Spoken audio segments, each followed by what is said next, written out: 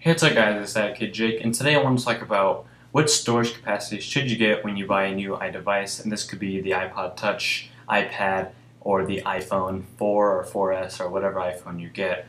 Now, before we get into what storage capacity should you get, let's talk about the price for each one so that you can get a better understanding of the pricing, because that's definitely going to be a factor here.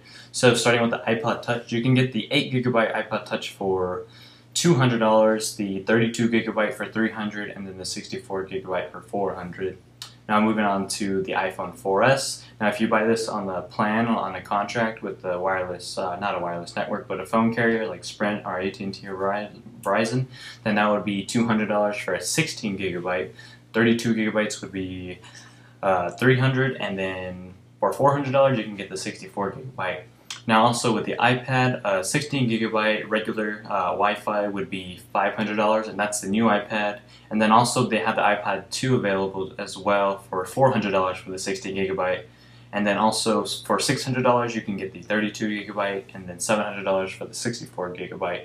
And then also for the iPad 2 prices, that would just be $100 less than the newer iPad. So those are the prices, and whatever your budget is, that's definitely going to be a useful thing to know. So let's talk about storage space. Now, if you're new to storage, so when you download movies or books and magazines and music, they all are stored into your device, and then that's obviously going to be in terms of gigabytes and then sometimes megabytes, depending on the smaller the file size.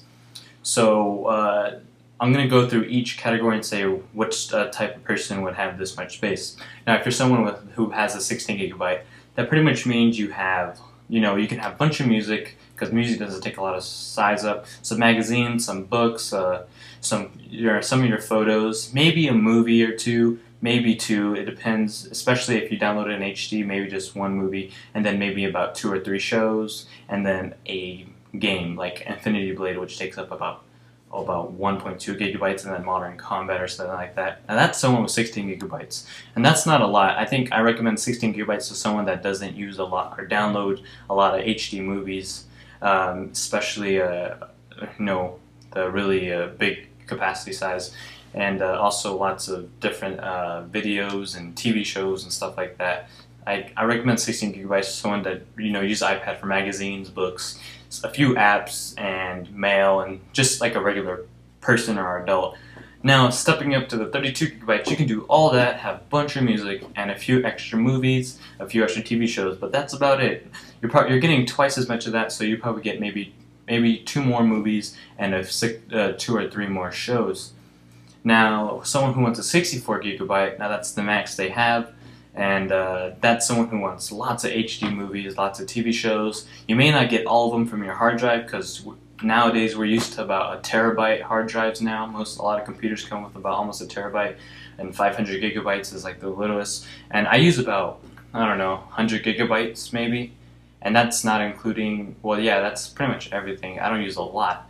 So then that's including everything on my computer. So 64 gigabytes should be good, because most of that gigabytes is because I'll have a lot of movies on here and TV shows like to download, especially the free ones.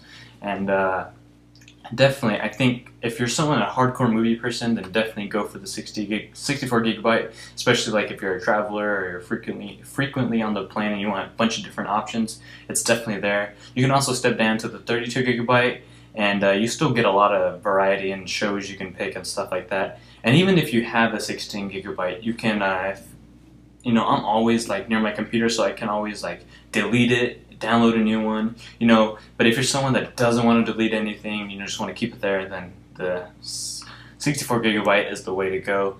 And so I hope I just clear everything up for you in terms of storage space and which way you should go. If you have any questions, you can just leave some in the comment section below, or message me. I respond to pretty much everything.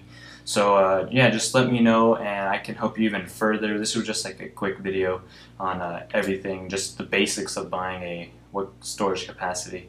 So if you have any more direct questions towards me, or something like that, you can definitely let me know. So thanks for watching this quick video, guys, and I hope I helped you pick a storage size for your iDevice. So peace out.